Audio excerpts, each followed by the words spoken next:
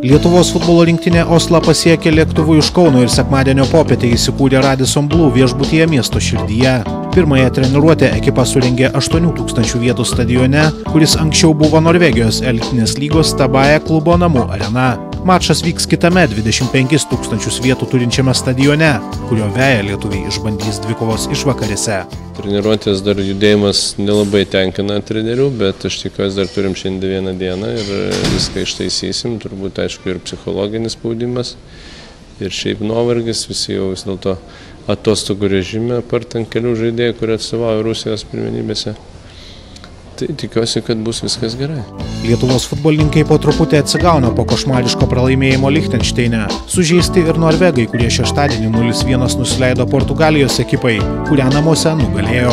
Todėl antradienio mače abi komandos turės ką įrodinėti.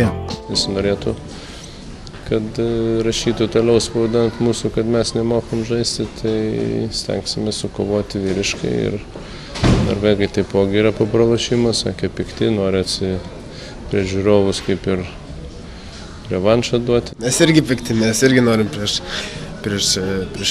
tą pačią Lietuvą, prieš viską reabilituotis. Patys norim kuo geriau sužaisti, kad patiems būtų geresnės nuotaikas ir kad negrįžtam į Lietuvą su tokiam pačiam nuotaikam kaip po Lichtenšteino. Raimundas Žutautas dvikovoje su Norvegija turės galimybę išbandyti mažiau rungtyniaujančių žaidėjus bei artimiausią komandos rezervą. Po mačo Lichtenšteine stovyklą paliko 7 žaidėjai, iš jų 6 pagrindinės sudėties. Centro gynėjų reikėtų susirasti, reikia ir kraštinių gynėjų, nes rungtynės nedalyvaus jau Radavičius, praleidžia už 2 geltonas korteles.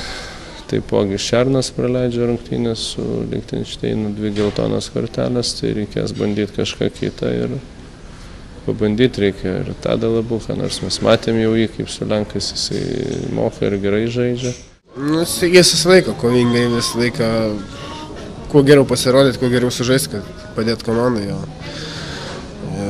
Kam irgi žaidėjai, kurie nežaidė, irgi nori parodyti kuo geresnės pusės treneriui, kad ne veltui atvažiuoja į tą rinktinę ir man atrodo kiekvienas stengsis kuo geriau pasirodyti su Norvegija, kad oficialiuose rungtynėse papulti gal į pagrindą, ne į pagrindą, bet bent jau ant keitimų.